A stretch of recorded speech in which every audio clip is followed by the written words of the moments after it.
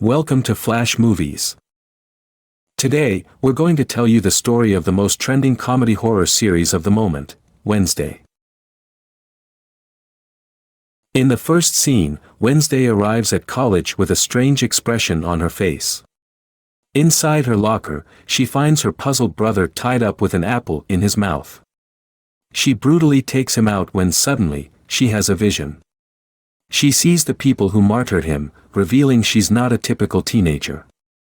Upon discovering that the culprits are a group of bullies from the swimming team, she calmly goes to the swimming pool with 2 bags full of piranhas. With total indifference, she releases the bloodthirsty fish into the pool. The noise as they try to escape breaks all swimming speed records, leaving everyone terrified. Wednesday clarifies things by telling them that no one, except her, has the right to torture her brother.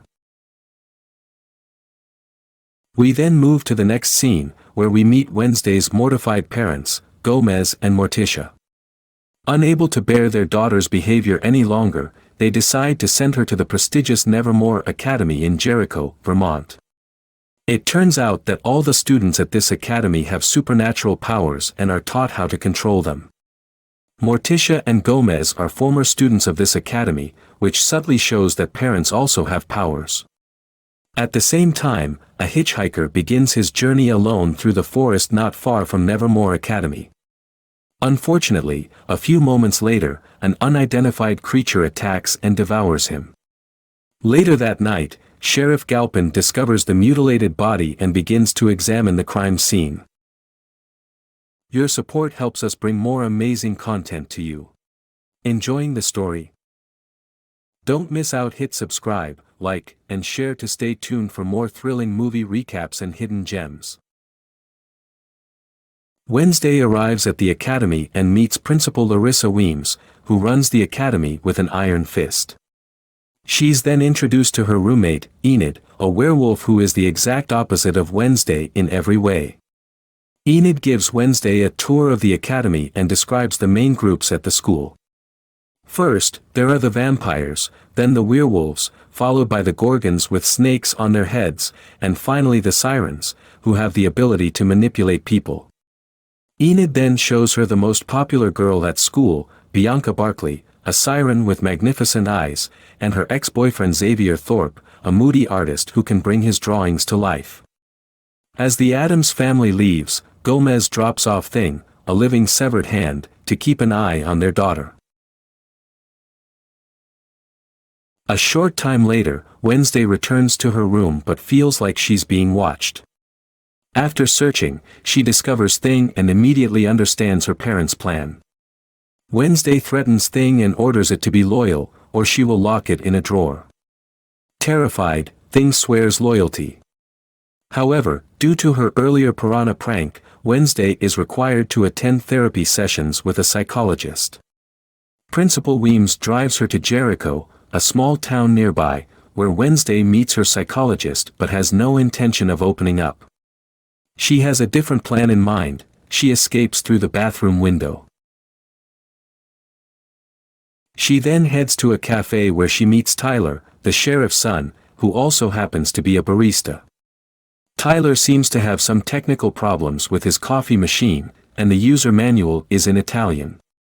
By chance, Wednesday reads Italian and repairs the machine effortlessly. She asks Tyler for a favor in return. She wants him to take her to the nearest bus stop.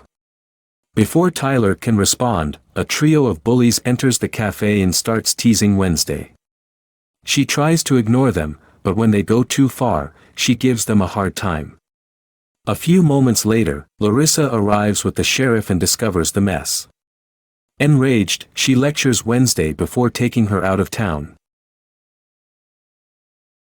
Later, Wednesday asks Tyler to meet her at the carnival the next day, telling him it will be fun. However, she only wants to escape from the academy. That evening, Wednesday waits for Tyler, but instead, she runs into her classmate, Rowan. He flees into the woods, and when Wednesday touches him, she has a vision of Rowan being brutally beaten to death by someone. Terrified, she chases him to warn him. However, before she can say anything, Rowan uses telekinesis to immobilize her against a tree. He confesses that his mother, a powerful clairvoyant, saw Wednesday destroying Nevermore Academy 25 years ago. Convinced he must kill her, he then runs to the sheriff to talk about this, but the sheriff doesn't believe his story about a monster attacking Rowan.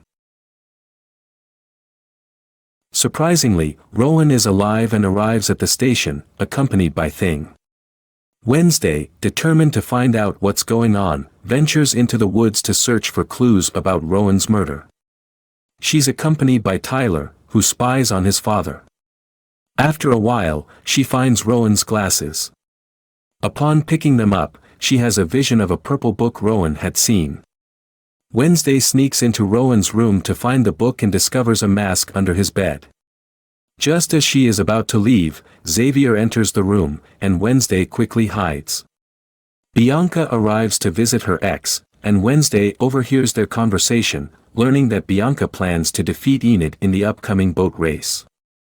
Wednesday decides to join the race to defeat Bianca. The next day, Wednesday and Enid gear up for the race. Since there are no precise rules, Bianca plans to use this to her advantage. There are 4 teams, and the goal is to row to the destination and back. The first team to cross the finish line without falling into the lake wins. Bianca signals one of her friends, a real mermaid, to sabotage the other boats. She dives into the lake and overturns one of the boats, destroying the entire team. Fortunately, Wednesday and Enid have prepared and, with Thing's help, capture the mermaid. During the race, Wednesday has another vision of a blonde version of herself who tells her the key to something important. Confused, Wednesday snaps back to reality and sees that Bianca's team is leading. Enid, determined not to give up, uses Bianca's tactics against her and wins the race. Later, Wednesday finds comfort in front of a statue of Edgar Allan Poe, also a former student of Nevermore Academy. She notices a symbol under the book the statue holds, the same symbol engraved on the drawing Rowan had shown her. Wednesday quickly solves a series of riddles in the book, discovering that snapping twice reveals a secret corridor. The corridor leads to a hidden chamber where Wednesday finds the book from which Rowan had torn a page. Before she can leave, someone puts a large black bag over her head. When the bag is removed, she finds herself surrounded by Bianca, Xavier, and other students who are all members of the Nightshades, a secret club. Xavier urges Wednesday to join them, but she refuses and leaves. In the next scene, Principal Weems announces the annual information day, where the academy students mix with the townspeople. Wednesday tells Xavier that Rowan was likely murdered, but Xavier doesn't believe it. She shows him the drawing Rowan's mother made, and Xavier points out that the man in the picture is Joseph Crackstone, Jericho's founder. Later, Wednesday volunteers at Pilgrim World, an amusement park that showcases Jericho's history, where she meets Eugene, a young boy she befriends at the beekeeping club. They chat and observe the surroundings until Miss Arlene, the Pilgrim World curator, interrupts them. Later, Wednesday and Eugene sneak into the reconstructed Crackstone house. Inside, they find an old family painting where Wednesday sees the blonde version of herself from her vision, holding a book. But when Wednesday opens the book, the pages are blank, she assumes it's a replica. Just then, Miss Arlene catches her.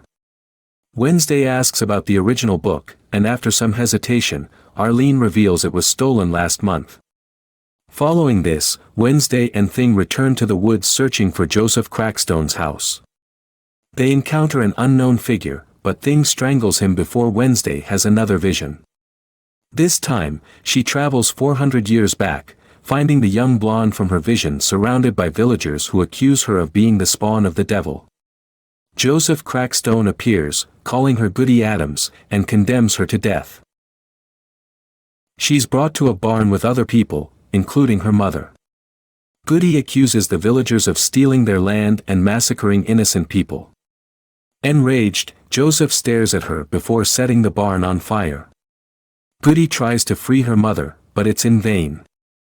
In a desperate attempt, she escapes through a small trap door. Wednesday witnesses the scene, and Goody rushes towards her, warning that Joseph won't stop until he's killed them all. With this revelation, Wednesday wakes up from her vision and explains everything to Thing. That evening, the mysterious figure from earlier is attacked by the monster. His camera automatically takes photos of the massacre. A few moments later, the sheriff arrives at the scene and discovers the corpse. Developing the photos, he finally sees the face of the killer, a monster straight out of a nightmare. Part 2 will be available soon. To get notified, press the bell icon just after subscribing to our channel. Thank you for watching this far. You can also check out these amazing stories that appear on your screen.